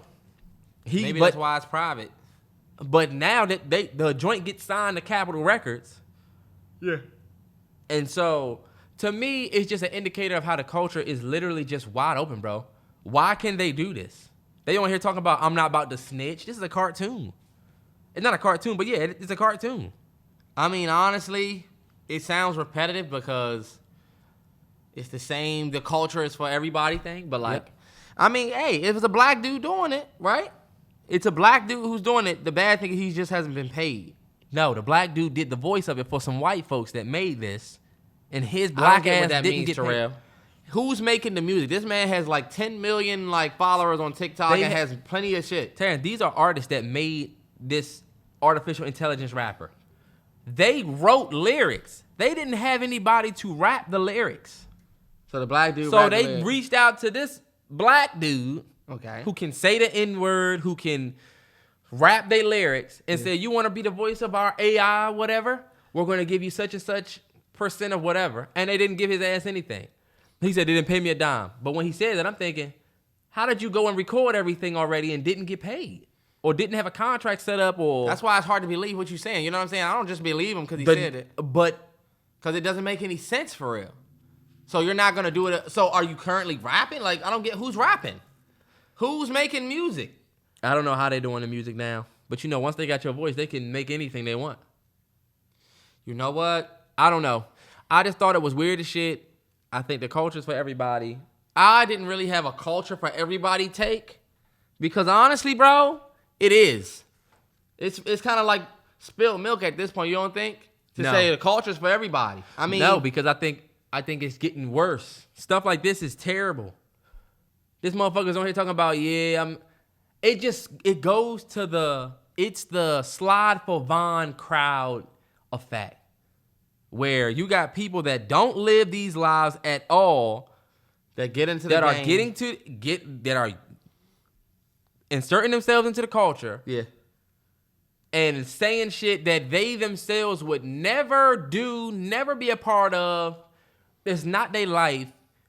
But since nobody's gonna say anything, it's the white dude that does the magic trick in the hood. It's like the Twitter bots actually taking this shit to a rapping level. And this shit is dangerous.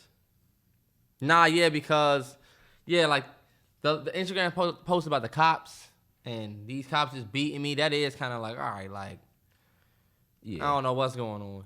I was gonna say too, how that would suck. Can you imagine like them starting to like digital people like beating like actual artists? FM Mecca, look, the winner of the Grammy goes to FM Mecca. They digitally put up a video of somebody. Two white dudes with glasses go up there and accept the award. Or they just put a video up. Yo, it's your boy FM Mecca. And you like, you know what I'm saying? We looking at a TV. I told you this shit was changing ever since I seen, what was it called? It was like a virtual singing contest where you have an avatar. You don't even have to show your face and sing. You get to sing through like a cartoon. Roxy was the host. Oh, for real? That was on TV? That was on TV. Yeah. Like you sang through your avatar and people just watched your avatar sing like an animation. World's changing, bro. It is. Dudes on social media, I don't know, have you seen what these niggas are doing on social media with the watermelon? We know what you're doing. What? Fellas, we know what y'all doing. They doing the Orion thing? Are they eating the watermelon? It's the same thing. It's the same thing that Omarion tried to do. We know what you niggas would never eaten watermelon on social media. Hold on, wait. What are they doing? Terrell, I never seen anything like that. think about how you have to eat a watermelon. You know what I'm saying? Dice it up. To me, I dice it up, cut it off the rind. Nah, but think about if you don't do that.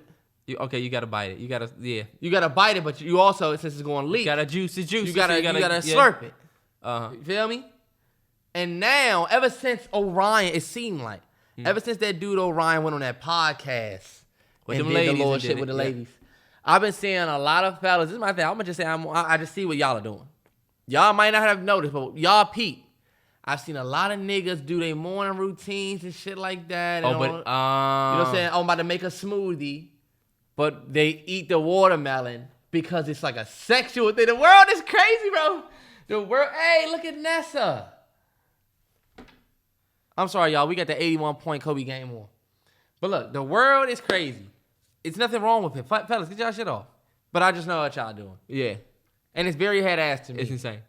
It's like I'm gonna eat this piece of watermelon. And look, I seen this nigga, he had a piece of watermelon with this nigga didn't even cut himself a triangle.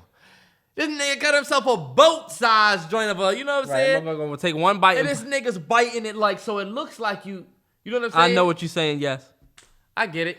Just all I wanted to come out and say is I know what you niggas Tam, are but doing look, with the watermelon. You're getting what they would call. A nigga told me the other day, you just getting the old big bro. Nah, it's not about getting old. This nigga, I didn't say it was nothing wrong with it. I'm saying we see what you doing. It's like the nigga with the tree trunk. The nigga cutting the tree. I know what you're talking about. It's like, okay, are you really waking up in the morning and eating a full half of a watermelon? Or did you just do this so in your video, you could slurp the watermelon and have the ladies thinking shit? You know what I mean? Yeah. Nah, honestly, Or whoever bro, you trying to appeal to. this is what I'll say. This is what I wanted to say too. You niggas are not waking up and cutting a big-ass slice of watermelon. I agree. And eating that in the morning. The way people tweet now, some of these people that tweet about sex, you can tell they're not fucking for real. And they just regurgitating shit that they either seen on a porno, out of a movie, or they're just making shit up. Because think about this. This whole podcast you've been doing that, you know that? What? I'll start talking about a topic and you'll talk about a topic that's next to it. I'm gonna see how it is. It's the same thing. It is the exact same thing. Have you seen these pages? It's kind of the same thing. In the same light. Have you seen these pages? It'll be a little small Hispanic chick or a little Asian girl in an Abby. But all they do is talk about, I need some dick right now or some shit like that. Pause for. You know what I'm saying? It's pages that all they do is talk about sex. I can guarantee I don't be you, seeing those pages. I'm bro. I be having. I see them. I don't be seeing And a I whole bunch of unfollow sex the pages. people that be liking them tweets. Yeah. But I get the people that's fucking for real, they don't tweet like that. Yeah. It just feels fake. But That's hey, look, great. I don't be seeing them joints. I mean, what would make it feel fake about that? People been doing that on Twitter for years. Nah, but it's starting to get to a point where it's like, all right, I'm not gonna say. We know exactly what those people are doing. See, that's not innocent at all. That's why I said that's a little different. That's not even innocent. The shit with the watermelon is like, they can say, what are you talking about, bro? I'm just eating watermelon. You know what I'm saying? Oh, okay. You know what I mean? Yeah. It's like the girls that had, like I said, the girls that do the little The clay pottery. Yeah.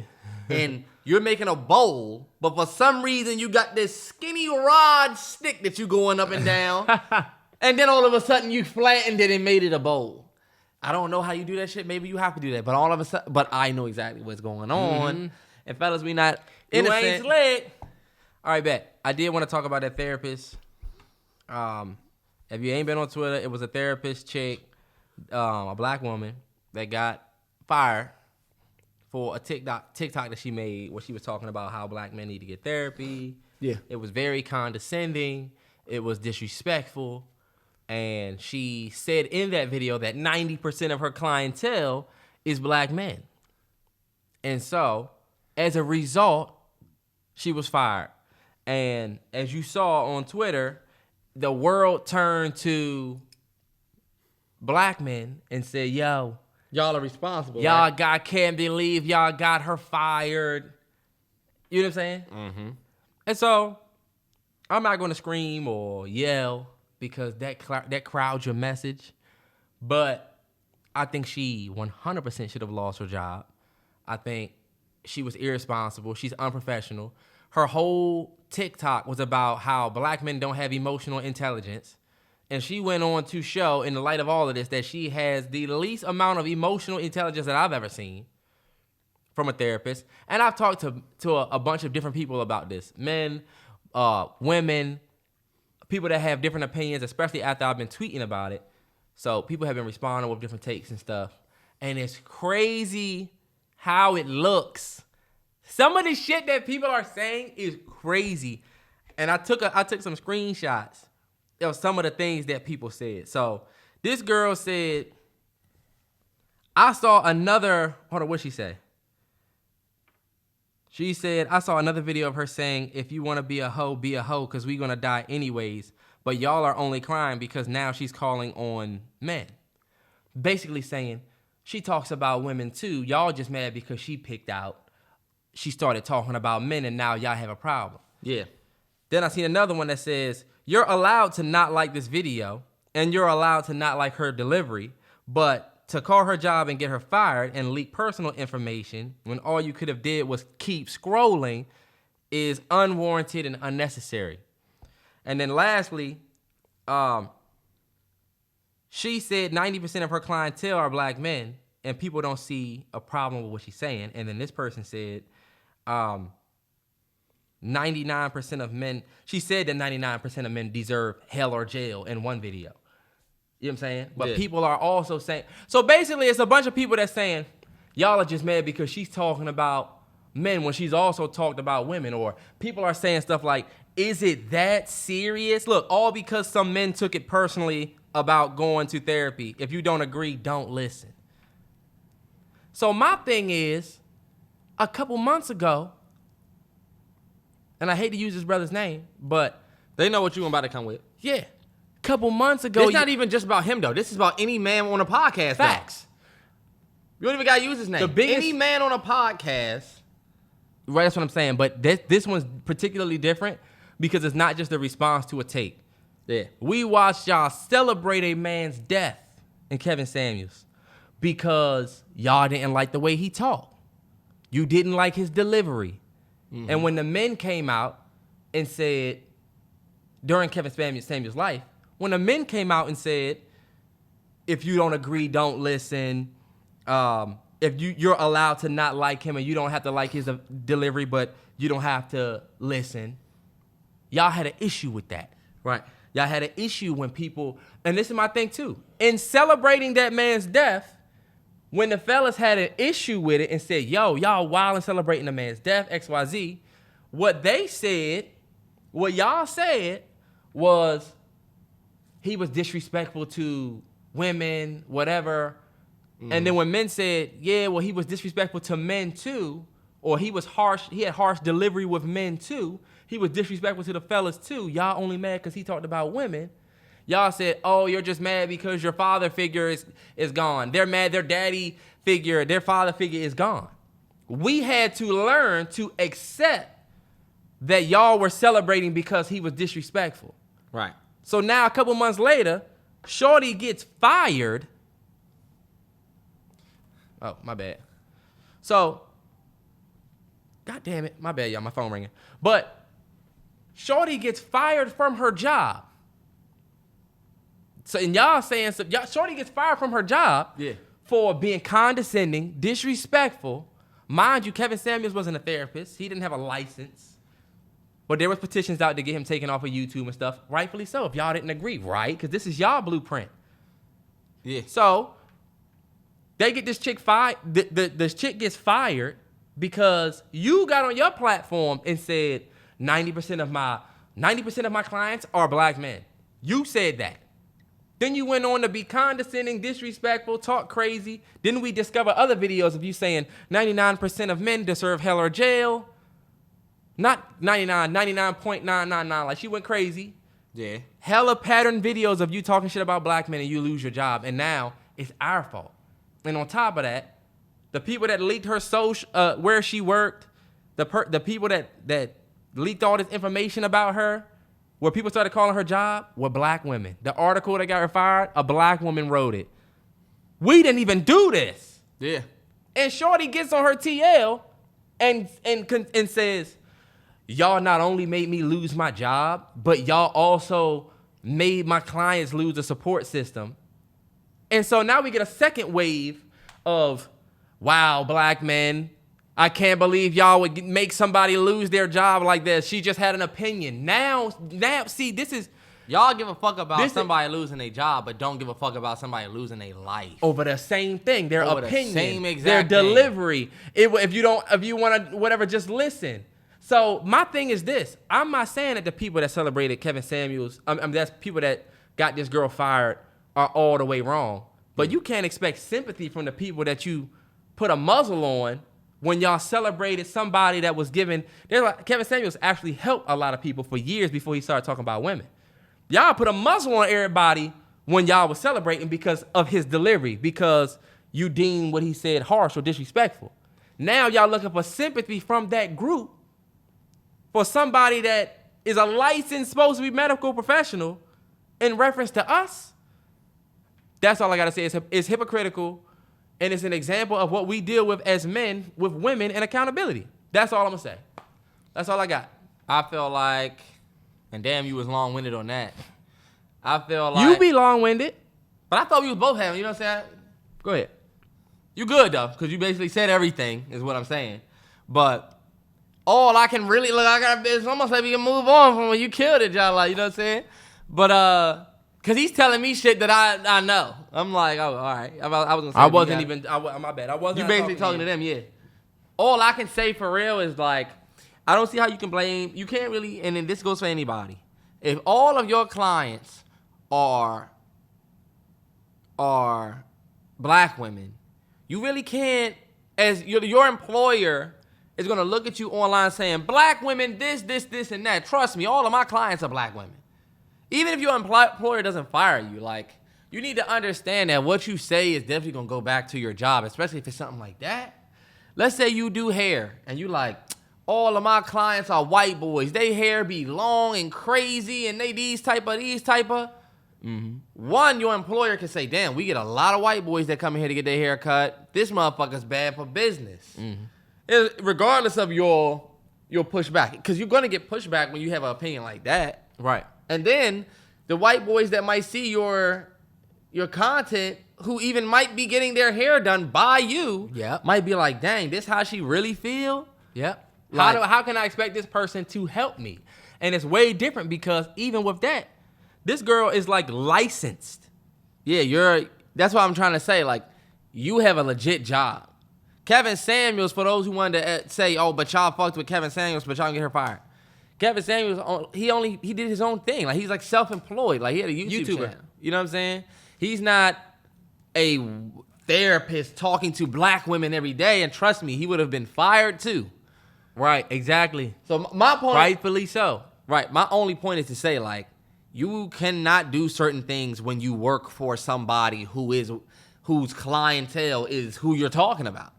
Yeah. Fuck people with dogs. You up at the PetSmart talking about motherfuckers with dogs be dirty as fuck. Motherfuckers with dogs. We most of our clients have dogs. And you got people saying, you know what? Fuck him and wherever he works. Yeah. Yo, if you wear a name tag, understand that that's like a sub part of who you really are. I used to say this when we worked at Best Buy. Mm-hmm. I'm not really Terrance. I have a name tag on so you know how to identify me. But for real, I'm a walking representation of Best Buy. Terrell know this. 100%. You get out the car and start slumping a nigga. What's the article going to say? Best Buy man slumps a nigga. And you know what they going to say? It was basically Best Buy. Best Buy that did it, yeah. You know what I'm saying? So the your company, employer takes credit for your actions. So, and that's the thing. They won't. They're gonna get rid of you before it becomes a thing. I'm saying, like on the news side. You're right. They do kind of have to say, all right, we fired this dude. Yeah. You know? You're not gonna be able, and this goes for anybody, whatever job you got. You really cannot be out here talking reckless, at least about your. Let's say you work at Wendy's and you talking shit about all of the customers that come in. You can do that. That's probably gonna be fine, but that's risky. You will get fired. Because if your employer sees that, they like, yo, this not good for business. The dude that worked at Chick-fil-A was doing that. He was famous on TikTok, making TikToks about my work shift at Chick-fil-A and what shit they get on my nerves. It was kind of funny, but it was vlog type. They let his ass go. Nah, yeah, because you bringing unnecessary. You're disparaging the brand. I've lost good employees when I worked at Best Buy because they either got in a fight in their shirt. Yeah, this one dude threw a soda. He had a extra large, Wendy's joint. Yep. Wendy's cup, threw it at somebody's windshield for some road rage shit. Guess what? They came to the store. And said he had on a motherfucking shirt. It was him that worked at the Home Depot. You out there fighting with your apron on. They gonna say Home Depot employee does this and that. That Wendy's employee, did you see the Wendy's employee that knocked that old dude out, killed him? Yeah. First off, now you're facing mad jail time. And now Wendy's not going to have your back.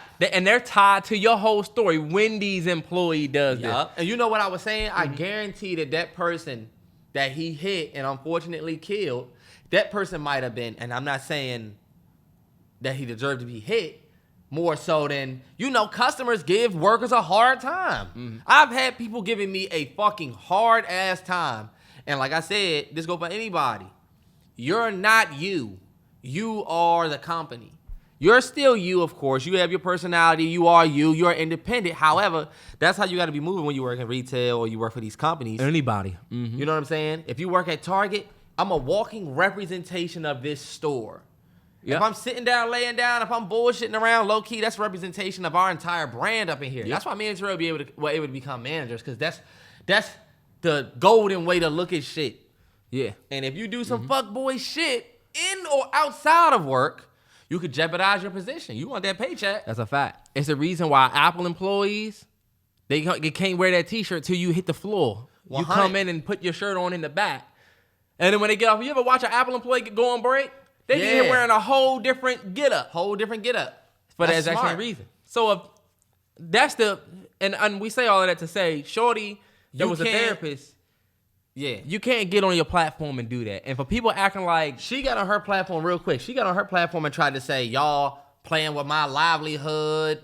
Y'all are playing with my life. Mm-hmm. Yo, this is your responsibility. And shout out to the ladies, because there was some ladies who was telling her like, this is your responsibility, shawty. It is. Yeah. But you know what? For the fact that it's so many people that saying, was it that serious? Is it that bad? Is a representation of how people feel about black men. Nah, yeah, you right. Was it that bad? If this was any other group, and I always say this, the only marginalized group that does not have privilege is straight black men. That's a fact. If this was any other group of marginalized people, everybody would have understood why that happened. Somebody comes out talking shit about any other group, and they're a therapist, and 90% of their clientele is that group.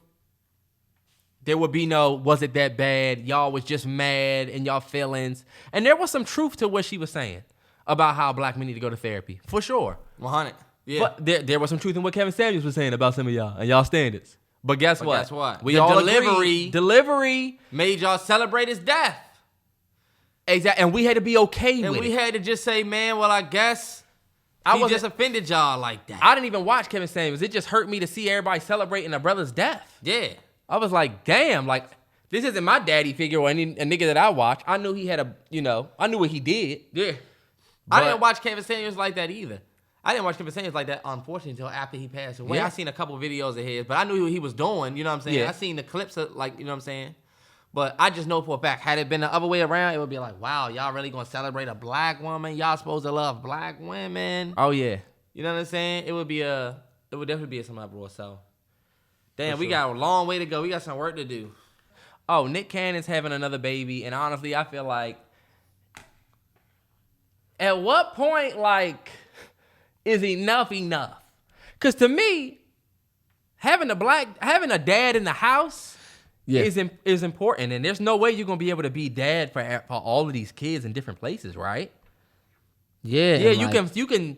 I have no doubt that you can monetarily support 11 kids. You rich, but him having another kid is like a 20-year-old person keeps signing up for a new iPhone and stacking bills. Like, he got 16 iPhones. It's like, all right, how are you going to pay the 24-month contract of this?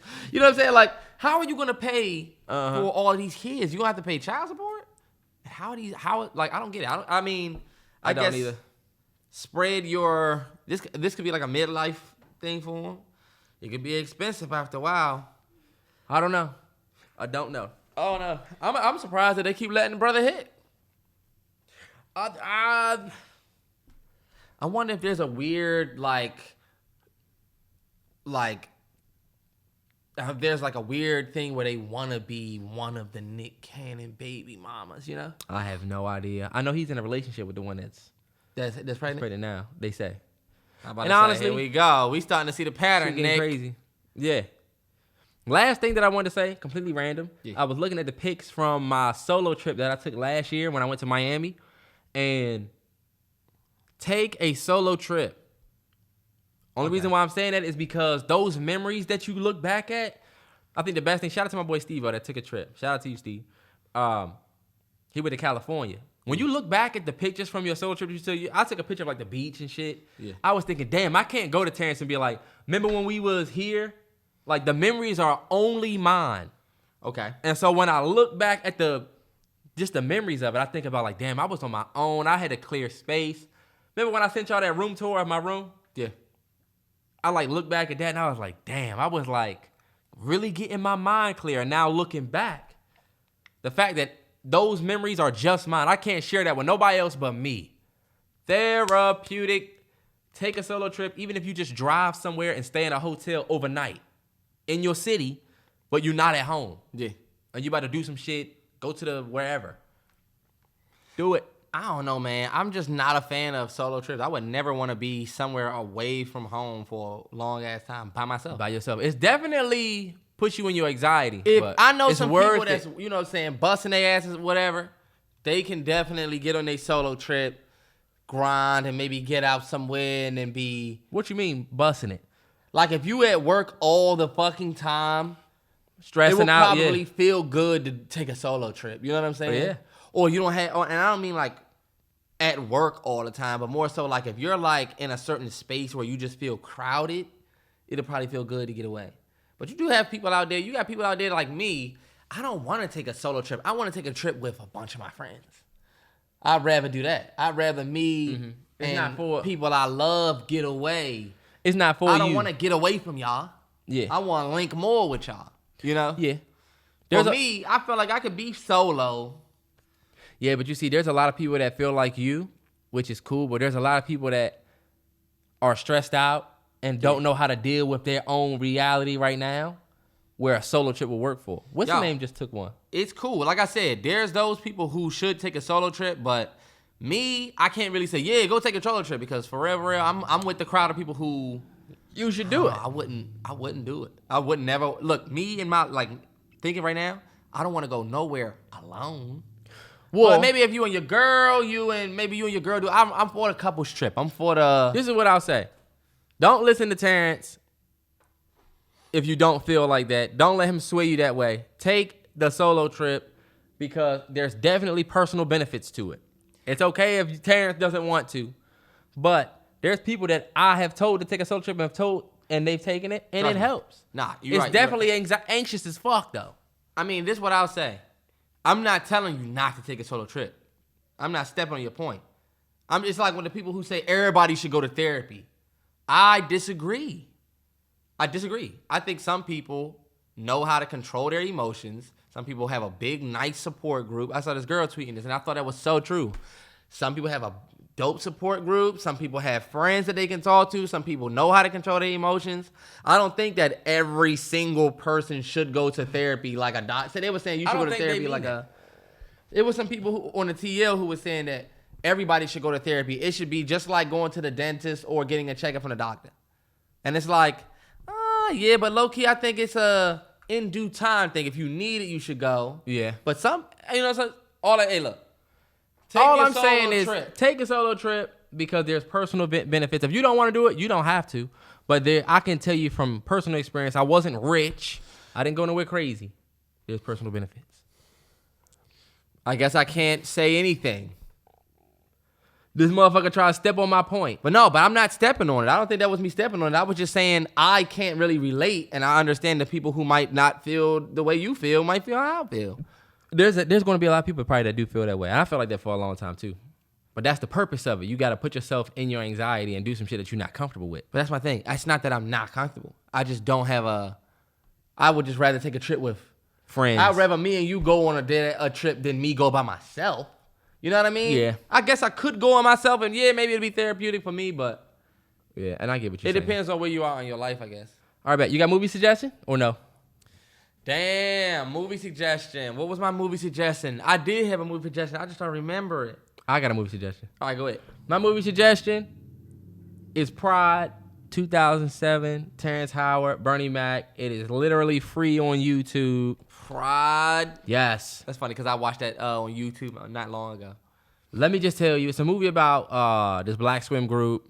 It's a movie about, I guess, look, this city where they have this recreation center where they got a pool.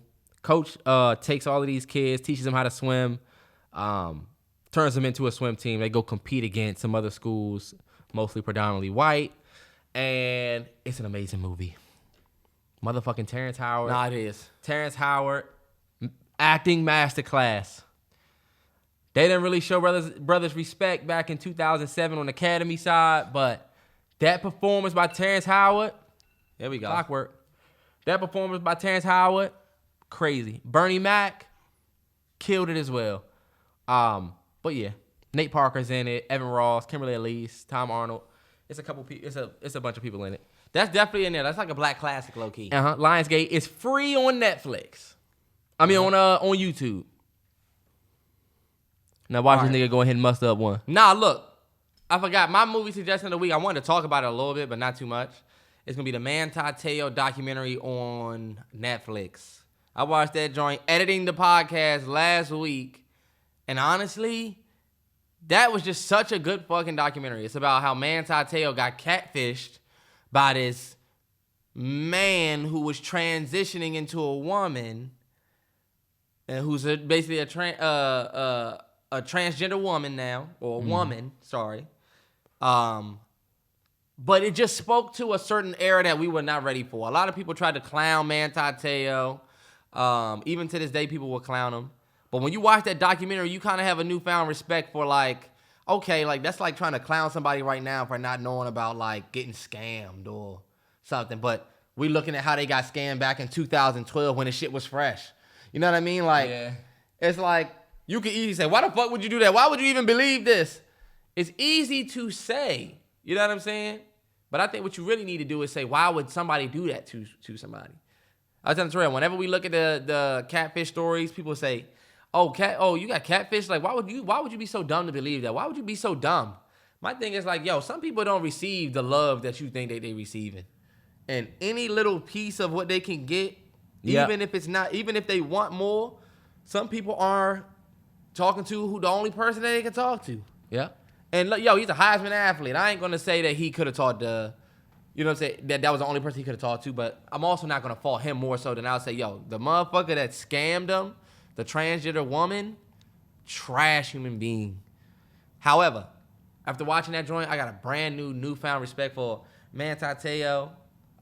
It was a great documentary. It's only 2 episodes, but like, yo, that joint was so good. I want to know what y'all think because low key, y'all hit me on Twitter and tell me what y'all think because low key that joint pissed me off, y'all. Like, I feel like they gave the person that catfished him almost like a platform to just talk about her trans journey.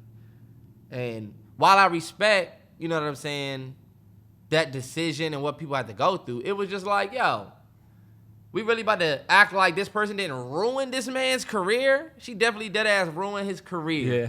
You know what I'm saying?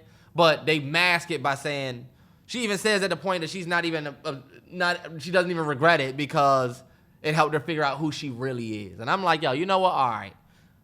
I can't be the only one that thinks that you this just is some fucked up. fucking bullshit. Right. Like, we're glad that you made your transition, but you fucked a whole nother person's life up on some weird, psychotic shit. Y'all should watch it. Yeah. Untold. Also, watch the And1 documentary. Y'all want to look at cultural appropriation. Fucking that And1 documentary is another Untold joint on Netflix where it's like, cray. I can't believe And1 started by 3 white men? What? Who knew? Yeah. My little young 8-year-old ass watching the And1 mixtape not knowing that there's 3 white men behind this? But Yeah, you know no what? Am I bullshit. surprised? Nah. Yeah. I need to watch that. I used to love And1 mixtape. Hot Terrell's not gonna sauce. watch it. You're not gonna watch it. Skip to my Lou. They on there. They on it? Bro, they on there. They talk about how Hot Sauce came and just took the whole fucking shit to the next level. You know what I'm saying? Hot Sauce came on there and it was like, yo. Hot Sauce did the joint with the T-shirt, threw it around his. They got a big spot for the professor. Yeah. White boy. Uh-huh. They got a big spot, but you know, they kind of talked about him too.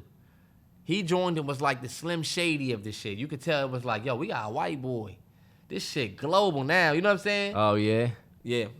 Shoot, you know what? Since we giving out suggestions of shit to watch, the Jets have the New York Jets, if you're a football fan, On YouTube. the Jets got their own Hard Knock series. Them joints be like 30 minutes 30 long. minutes apiece? Yeah. Fire. And guess what? The Panthers got one. They got their own series. Bro, you would be surprised how many teams have their own series. It just makes me think, what the fuck are we doing? I was watching the Jets joint. I was like, damn, this joint is professional as shit. Professional as fuck. Yes. Bro, I'm glad you said that because I seen the same thing. I said, damn, these motherfuckers got their own. Did you watch the Jets joint? I of 'em? watched the first couple minutes of it, but I didn't watch it. Okay, yeah, so you got to see like Zach Wilson come sit down, walk out of frame, cinematography, slow. Yes. I said, oh, damn, these shit. motherfuckers doing it for real. Football is back. Fuck this preseason. We get through this preseason. It's on and popping. 100. And look, we're going to end it like this. We're getting ready to get up out of here. If you didn't know, I dropped my gym playlist. Y'all go check that out. It's called The Ninth Floor.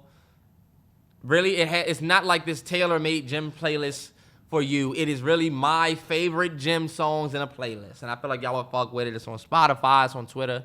I'm sorry. It's on Spotify. It's on Apple Music. And if you can't find it, you can go to my Twitter at Spike T Joint. And it's my pinned tweet. And I think I'm going to put a little story on my Instagram so people can get to that link. But fuck with your boy. We in that gym all the time. All 24/7. Yes, sir. And also, we went live last week on Friday. Yeah. Right after the podcast. That shit was dope. We had like 300 and I think we might have capped out at like 380 or so folks in there, which was dope. We had people from all over the world. If you subscribe to the MalloryBros Patreon, make sure you tap in with us. We will be live again Friday. this Friday. Same time. We be talking shit. It's literally like another podcast. It felt like at least. It felt like an extra joint, yeah. Except we got to like pick shit from the chat and talk about shit. So shout out to everybody that joined that. I can't wait to do another one. Yeah, if you want to connect with us, definitely become a member of the Patreon. That joint's going to go up Friday night. If you listen to this right now, it's tonight. We also got new music dropping. JID, DJ Khaled. We're going to look out for some shit. Yeah, for sure. For sure. Oh, yeah. We got work to do. I never say anything about monkeypox or COVID to the last minute, but all of that shit is still out here, so stay safe. Shit. 100. Vitamin C. Next time.